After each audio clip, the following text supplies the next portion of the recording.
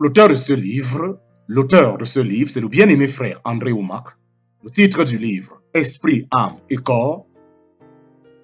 Nous sommes présentement au chapitre 8. Chapitre 8, questions logiques sur l'évangile. Titre du chapitre 8, questions logiques sur l'évangile.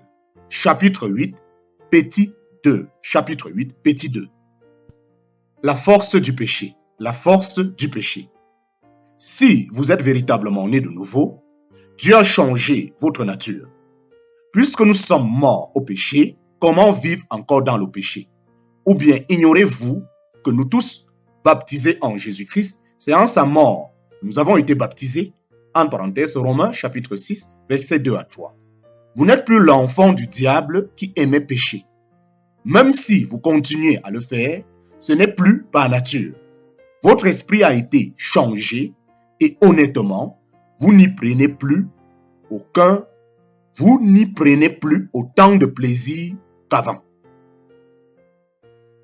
Tout croyant né de nouveau a le désir inné de mener une vie saine. En parenthèse, 1 Jean chapitre 3, verset 3. Ce désir est bien réel, même si vous ne voulez pas en tenir compte. En réalité, la prédication de la loi, du légalisme et des œuvres religieuses renforce le péché. En parenthèse, 1 Corinthiens chapitre 15, verset 56. La loi pousse à pécher car elle attise la convoitise pour ce qui est interdit. Et c'est exactement pour cela que Dieu l'a donné. L'humanité était perdue à cause du péché, mais avait cette illusion de s'en sortir plutôt bien. Dieu a fait voler en éclats cette utopie en définissant ses critères. La loi a mis en évidence le péché pour que l'on reconnaisse notre besoin d'un sauveur. En parenthèse, Romains chapitre 7, verset 9, Galates chapitre 3, verset 24. Pour des explications plus détaillées, je vous recommande la lecture de mon livre « La vraie nature de Dieu » où je traite ce sujet plus en profondeur.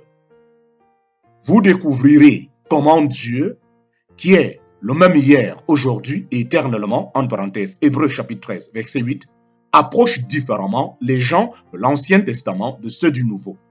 Méconnaître les changements radicaux que Jésus-Christ a apportés, c'est insinuer que Dieu a une double personnalité. Ce n'est pas le cas. En dispensant la loi, l'Éternel voulait que les hommes plient le genou et confessent. Mon Dieu, aie pitié de moi, je n'y arrive pas. Je ne parviens pas à vaincre la puissance du péché. La loi ne nous a pas été donnée pour nous aider à dominer le péché, mais pour prouver que le péché nous dominait. En fait, la loi a libéré la puissance du péché au point de nous enlever toute illusion. Nous ne pourrions jamais nous débarrasser du péché par nos propres forces. Or, en enseignant qu'elle nous rend capables de vaincre le péché, la religion a donné un sens erroné à la loi. Cette perspective est tout simplement fausse.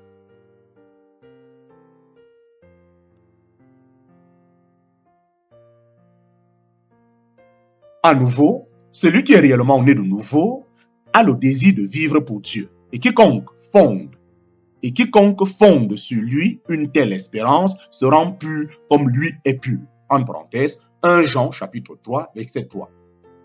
Toute personne née de nouveau cherche à se purifier, même si ceci se manifestera à des degrés divers dans ses actions et ses pensées.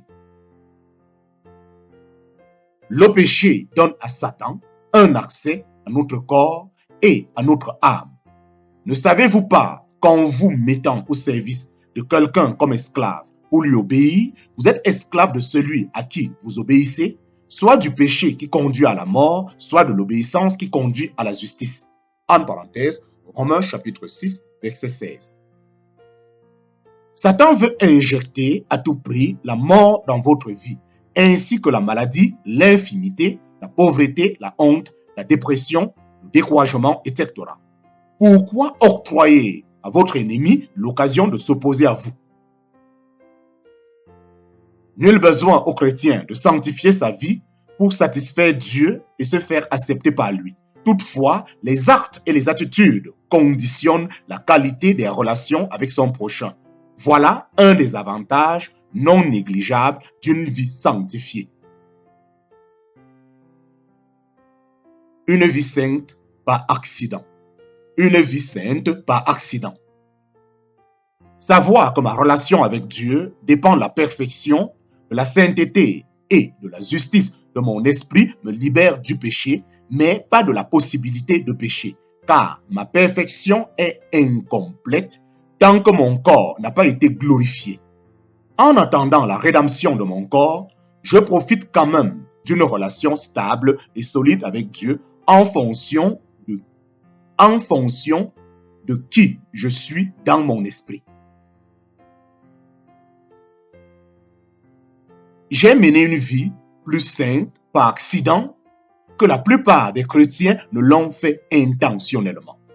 Comme je vous l'ai confié, on m'accuse d'encourager les chrétiens à vivre dans le péché en prêchant la grâce. Ces accusations ne sont pas fondées car moi-même, je me suis toujours abstenu de jurer, de consommer des substances toxiques comme l'alcool, la cigarette ou même le café.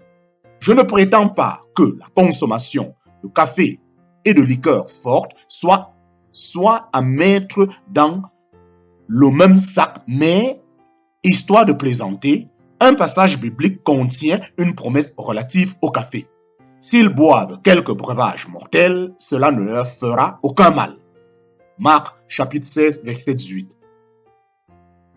Personne ne peut, d'un côté, observer honnêtement ma vie et, d'un autre, insinuer que mes prédications sont une invitation à vivre dans le péché, car je mène une vie très consacrée. J'opte pour ce style de vie volontairement, non par obligation, non pour obtenir la bénédiction de Dieu, mais parce qu'il m'a convaincu que c'était la meilleure pour moi. Cela m'aide à mieux servir autrui et m'apporte plus de joie que n'en procure le péché.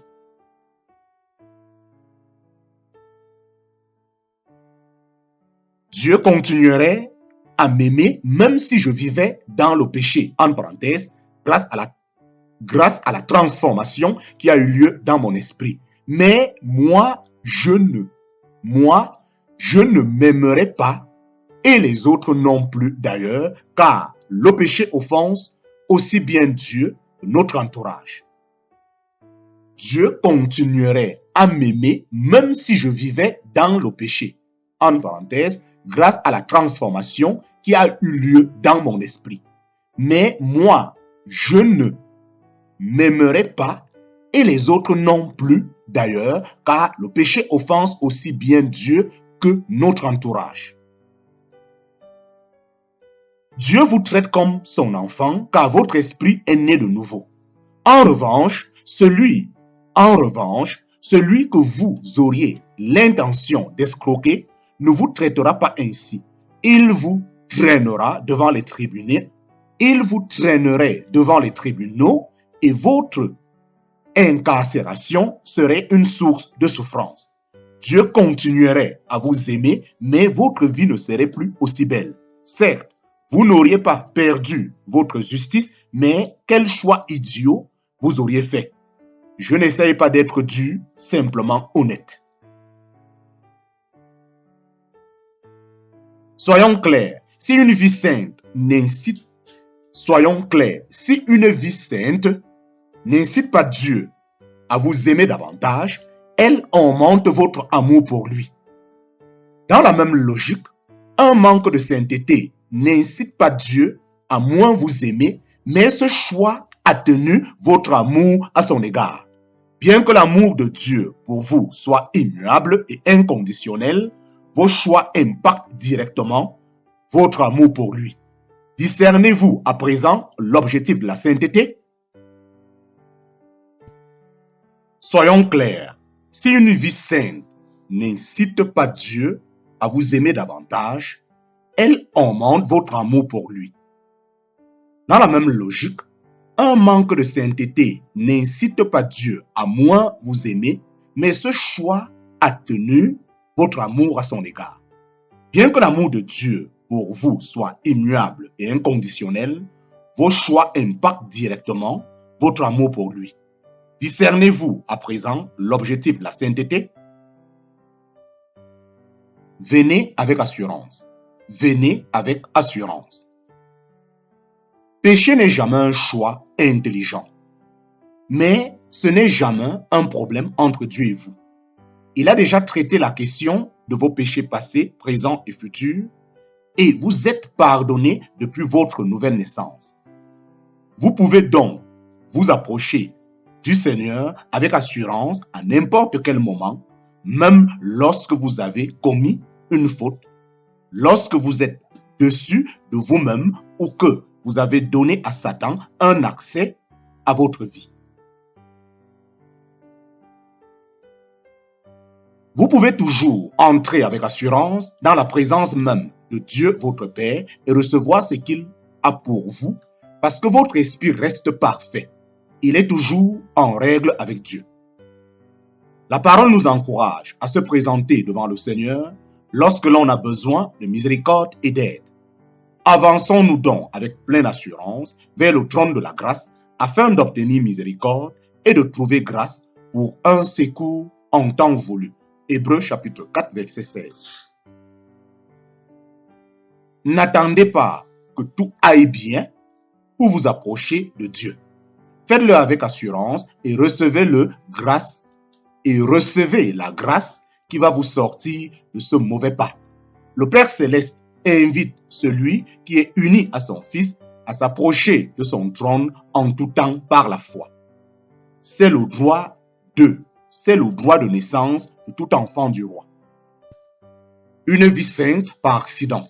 Une vie sainte par accident. Savoir que ma relation avec Dieu dépend de la perfection, de la sainteté et de la justice de mon esprit me libère du péché, mais pas de la possibilité de pécher, car ma perfection est incomplète tant que mon corps n'a pas été glorifié. En attendant la rédemption de mon corps, je profite quand même d'une relation stable et solide avec Dieu en fonction de qui je suis dans mon esprit. J'ai mené une vie plus sainte par accident que la plupart des chrétiens ne l'ont fait intentionnellement. Comme je voulais confier, on m'accuse d'encourager les chrétiens à vivre dans le péché en prêchant la grâce. Ces accusations ne sont pas fondées car moi-même, je me suis toujours abstenu de jurer, de consommer des substances toxiques comme l'alcool, la cigarette ou même le café. Je ne prétends pas que la consommation de café et de liqueurs fortes soit à mettre dans le même sac, mais, histoire de plaisanter, un passage biblique contient une promesse relative au café. S'ils boivent quelque poison mortel, cela ne leur fera aucun mal. En parenthèse, Marc chapitre 16, verset 18. Personne ne peut, d'un côté, observer honnêtement ma vie et, d'un autre, insinuer que mes prédications sont une invitation à vivre dans le péché car je mène une vie très consacrée. J'opte pour ce style de vie volontairement, non par obligation, non pour obtenir la bénédiction de Dieu, mais parce qu'il m'a convaincu que c'était la meilleure pour moi. Cela m'aide à mieux servir autrui et m'apporte plus de joie que n'en procure le péché. Dieu continuerait à m'aimer même si je vivais dans le péché, en parenthèse, grâce à la transformation qui a eu lieu dans mon esprit.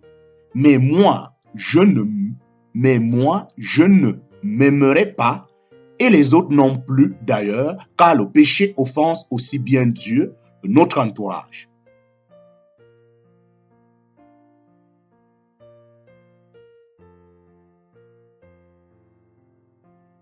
J'opte pour ce style de vie volontairement, non par obligation, non pour obtenir la bénédiction de Dieu, mais parce qu'il m'a convaincu que c'était le meilleur pour moi. Cela m'aide à mieux servir autrui et m'apporte plus de joie que n'en procure le péché. Dieu continuerait à m'aimer même si je vivais dans le péché. En parenthèse, grâce à la transformation qui a eu lieu dans mon esprit.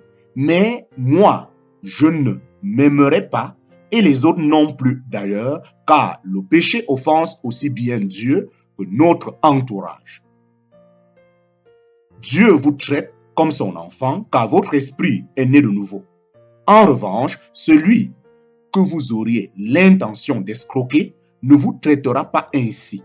Il vous traînerait devant les tribunaux et votre incarcération serait une source de souffrance. Dieu continuerait à vous aimer, mais votre vie ne serait plus aussi belle. Certes, vous n'auriez pas perdu votre justice, mais quel choix idiot vous auriez fait? Je n'essaye pas d'être dur, simplement honnête.